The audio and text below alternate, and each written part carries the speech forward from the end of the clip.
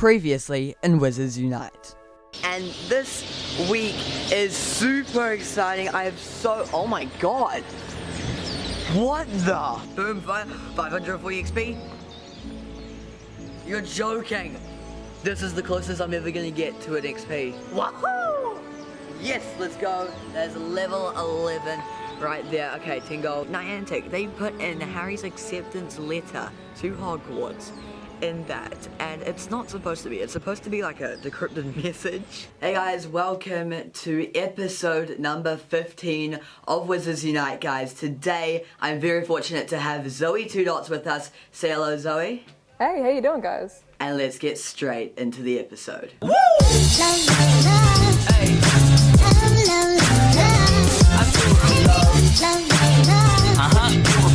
So, as you guys don't know, this is ZoeTwoDots, a fellow Australian Pokemon Go player and YouTuber. How are you today? I'm doing pretty good. I'm a bit sleepy, but I'm getting it done today. Bit sleepy? All the hard videos that you're pumping out? It's been crazy this week. The last few weeks have been nuts for video stuff, so yeah, definitely need to catch up on some rest over this weekend, I think. I think me too. So do you want to quickly introduce yourself, so for the other people that don't know who you are? Yeah, for sure. I'm ZoeTwoDots. I'm, as you said, a Australian Pokemon Go creator, doing a little bit of Wizards Unite stuff at the moment, just while, you know, us in New Zealand have got the early access beta, try and give, you know, everyone some heads up and tips about how to play the game. But generally it's been, you know, Pokemon Go has been my, you know, life since I was a kid. And then now for it to be, you know, basically my job is pretty fantastic. So, yeah. Yeah, it's super awesome that we have the opportunity to. We're going to get straight into it. First of all, when did you first hear about Wizards Unite? I remember hearing like little murmurings and rumours, like when Pokemon Go was out. I remember hearing like just little bits and pieces of like, oh, this is a Harry Potter game, would be cool. This would be cool, the Harry Potter game was like kind of in the background. And then when they officially, I think, locked in that contract with Warner Brothers, it was like, oh, okay, this is going to be an actual thing. So kind of just always had it in the background, like back of the mind thing. So I wasn't ever really tracking each of the trailers or, you know, rumours and leaks and things like that until probably the last couple of months. I've kept a better eye on everything for it. Oh yeah, that's awesome. And what were your initial thoughts about Wizards Unite coming to New Zealand for the first time for beta? I was pretty stoked about that, honestly. I thought, like, I kind of had a feeling it would happen in either Australia or, you know, Asia Pacific kind of for the beta. Just like Pokemon Go.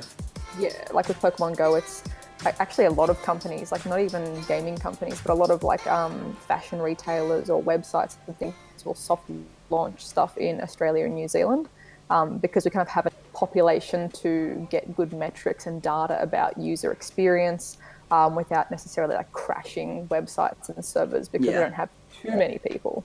So I kind of assumed it was going to end up being New Zealand, Australia again. And I'm stoked that it was New Zealand first as well. You guys kind of get the, you know, short end of the stick, especially for like com days in Pokemon Go with the time zones and things. Yeah. So at least you guys get to enjoy it kind of first. Yeah. Yeah, that's awesome. First of all, did you hear about the Australia mistake that happened with the game getting launched in Australia? Yeah, I saw the email go out of like, hey, you can download this game now in Australia. And I woke up and everyone was tagging me like, have you got the game? Have you got the game? And I was like, oh, I've got this weird email. Let's have a look. And then on the App Store and everything, checked on the Android phone, nothing. I was like, what's going on? And then saw the Niantic support tweet being like, sorry about that soon. So that was pretty funny. And I think it's just one of those unfortunate, like, you know, the web mailer goes out a few days too early and whoops. But yeah. That was pretty funny though. I was kind of like, okay, well, I know it's coming maybe in the next week when that happens. I was like, kept my eye out on the App Store. Because what did happen is that an hour after that email got sent, the App Store launched it on the Apple App Store for an hour, and people were just downloading it. But then when they got past the tutorial where Hagrid is, they couldn't access any of the servers because it was still region locked. Oh, jeez. Oh, that'd be so frustrating as well. Oh, yeah, no. yeah, it would be, especially for the Australian community. And then it finally got launched into Australia. I'm super happy that we can share this experience with you guys as well. And a lot of people have been calling it more of a soft launch than a beta as well. Do you think that's what we're looking at right here? I think possibly both, because it feels fairly polished. Like, I haven't encountered any sort of game-breaking bugs. I've had a few things where it's like, if I'm out of spell energy, I can't flee from an encounter and things like that, like little bits and pieces that are probably still that buggy, hatery stuff. But all round, it feels pretty fine, pretty fleshed out. So I'm really curious if it's just kind of like that bigger playtest beta in terms of just getting some, a crap ton of people all playing it, so that if there is a bug, like they've got multiple people reporting it, because it certainly doesn't feel like beta-y. In a lot of other betas I've played for things where it's just like, oh my god, this game is unplayable in the beta. Errors upon errors and... Yeah, I'm really curious to see if any features do change when it becomes, worldwide or not beta. Because I'm trying to, when I make, like I think probably for you as well, like making these videos, I'm like, oh, here's how you do things in the game. For now, yeah. And I'm curious to see if that will change once it's out of beta status. But yeah, it feels pretty, well-rounded. 100%. I mean, there was an update to the game when Australia got launched, finally. And it had some bug fixes, but it also had some massive bugs. Before that, we were encountering a lot of errors, especially with potions. When you would click on a potion after you brew it, it would say error.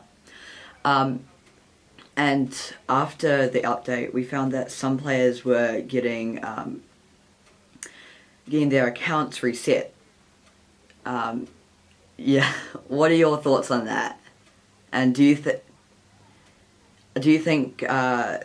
Niantic should try and get it back, or do you think there should be some sort of reward, or what's that? I think it's probably one of those cases where it's not going to be recoverable. Yeah. Sadly, I think if it is in beta, especially, it's probably part of the risk. I certainly would be a bit salty if that happens to my own account. Yeah. How many days or weeks in was it when that happened? Because you guys have had it for a hot second now. So was that 1 week in or 3 weeks in? I think New Zealand's had it for a good month now. Okay, overall. That would be rough to. But I think the game. More than 2 weeks of work. Yeah. Yeah. Yeah. But it is again that risk of going into beta. Yeah. I think certainly if there was something to, a bit of a, hey, sorry, unless there's something maybe really specific in the terms of service that's you're in the beta, we guarantee nothing. If there was a, thank you for being a beta tester. Something like from X date, here's a whole bunch of potions and rune stones and kind of sorry, but this will get you back to where you were in your level and the time that you spent in it. I think would be pretty reasonable. Yeah. But yeah. I think also touching on something that you said with his potions, his stuff like that, what's going to be interesting is once it does go to public launch for the whole world, is there going to be a reward for beta testing it? Because currently it's levels and the whole experience and everything like that. Because to be fair, we are not getting our accounts reset after this beta. If people don't know that. And it'll be interesting to see. It's great for us. But yeah, it will be interesting to see if New Zealand one of the New Zealand players gets to level 60 first. Wow. If you don't know, that is the max level at the moment. That's cool. So, yeah. That'll be interesting to see if someone goes crazy and grinds for that in the before the worldwide release. That would be. I think someone's just about 30, so that's just saying whoa, there is a marketplace for this. This morning. So. you woke up at 8. Oh my goodness. 8 to play. I hit level 8. I hit level 8. You're at level 8 now. Yeah, look out. Me too. I just hit a level 11 and I've been playing this game since launch date. Yeah. So yeah. People are going crazy hitting level 30. I'm curious. I wonder if there'll be like a little badge or something, even if it might not be Yeah. a reward as such. But that'd be like, especially for you Like guys a who've pen gone for through the GoFest or bugs something like specifically. that. Yeah, if there was like a little medallion for like OG beta tester kind of thing, that'd be pretty cool. That would be I really know with I think with Ingress, there's like I started playing that kind of like not when it first came out, but early on, and then Yeah. put it down for forever, and then reopened the game, last year or 2 years ago, and I had a little like veterans badge in there from like you started Oh, playing this really? many years ago, so it was like here's your OG badge, and I was like, oopsies, I haven't played this game much, but I have that badge in there. So I'd be curious if there was something like that for the beta testers, like a little stamp you could put on your little wizard profile for Yeah. helped start investigating the the confoundables and things like that. Yeah. That'd be cool. That'd be awesome. Again, have you bought anything yet in Noises Unite? yet. You haven't yet? No, you haven't Not yet, spent like no. a single like daily treasure reward? Oh, sorry. I've used some of my like Okay. coins that I've received for free, but I haven't put like physical money into the game Okay, yet. me too yet. Yeah. Yet. I say yet because Yet. player customization will be coming. Yeah, true. Which is going to be interesting. If you're in a specific house, if you only get, like, let's say if I'm in Gryffindor, if I get only the Gryffindor cosmetics instead of all 4 houses, I think that would be, like, very unique. True. Yeah, that'd be very different. I wonder, like, surely all of the, like, facial customization and things would be across the board. But yeah, I wonder what, like, if they have, like, the robes, or if they'll have, like, the sporting event t-shirt kind of things, or casual Yeah. clothes and stuff in there. Yeah, that'd be interesting. But yeah, I've only spent, I think, some gold in like of the free gold on rushing a potion just for the purpose of a video to show, like, here's how you do that. And then I think for spending on some ingredients again, so for the video. Otherwise, I probably would not have spent it. I would have just waited till I picked up the ingredients. Yeah. So at the moment, like, I had a pretty hefty little stack of coins. So I was like, it's not, I mean, it's not hefty. Yeah, same. 150. I was like, it's coins. It's good. I think I got to 200 coins at one stage and I was like, oh, okay, I can just start spending some now.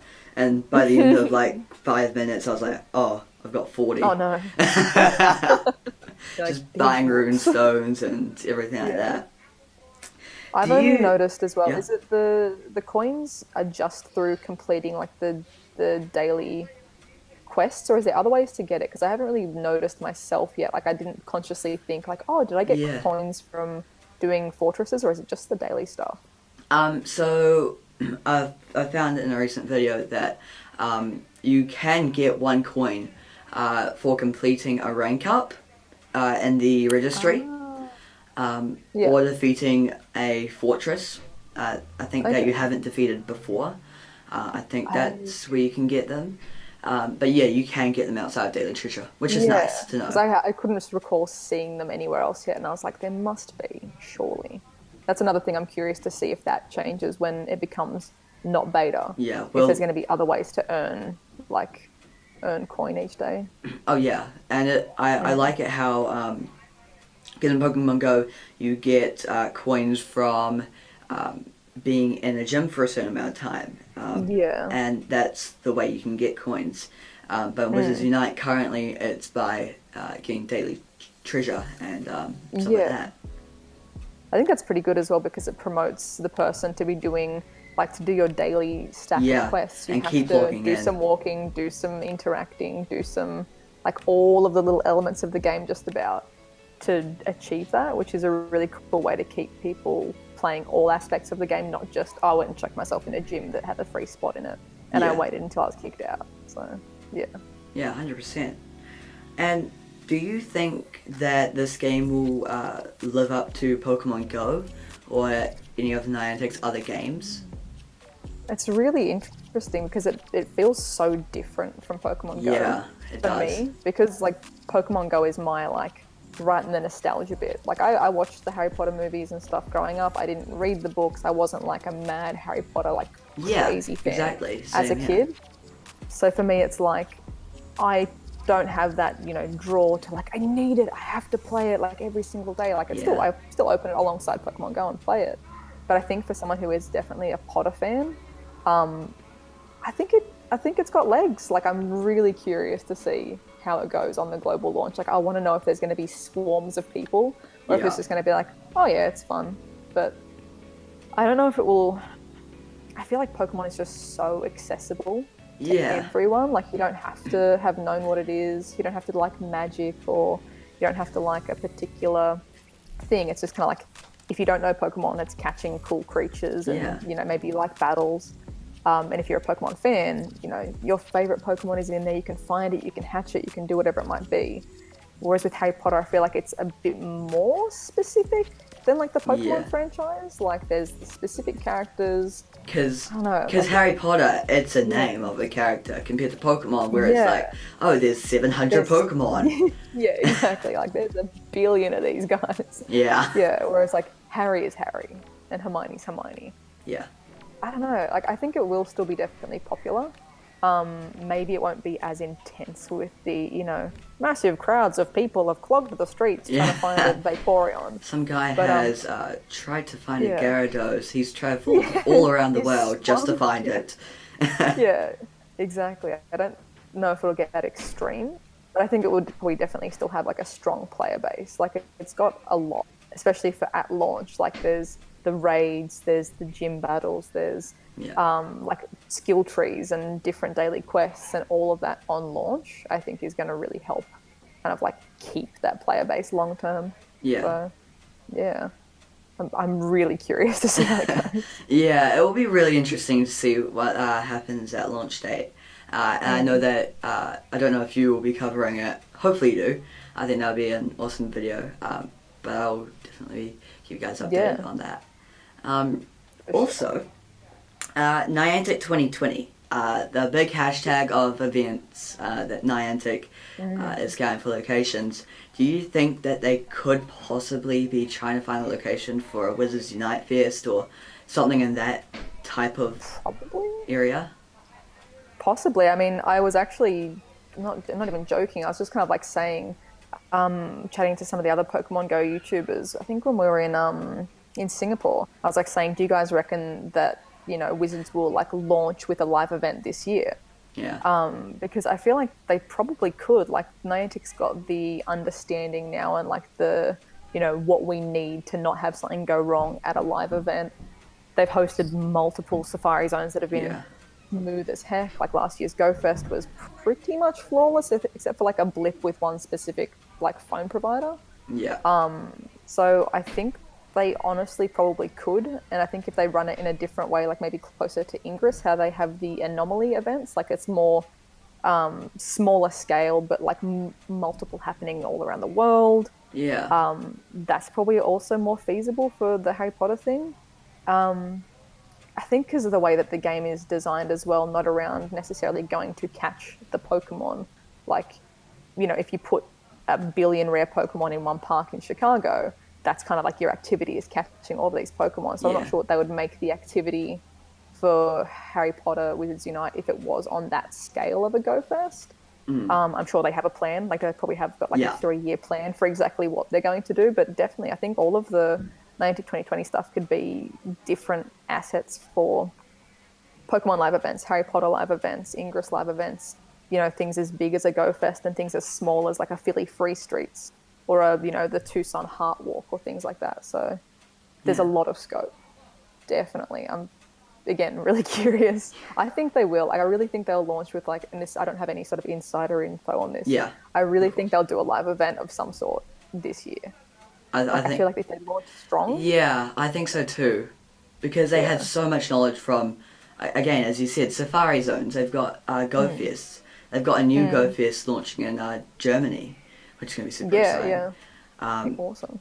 And yeah, I think they have all the knowledge and capabilities now, and the connections with these different governments and stuff to try and host one of these massive, awesome, cool events for everyone. Yeah.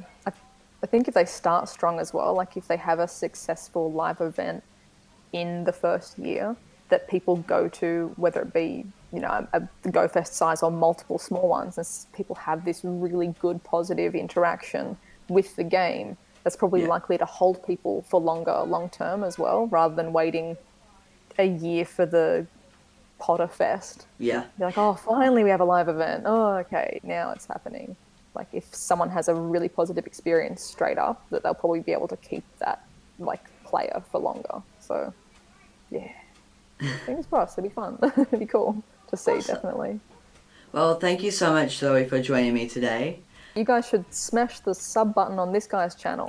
Subscribe spicy. Let's do Thank it. you. Thank you. Well, there you go, guys. Hope that you guys did enjoy today's episode of Wizards Unite. Make sure you guys come back on Sunday's video, because on Saturday, I am going to be doing something super awesome. It's going to be a premiere of something. Ooh.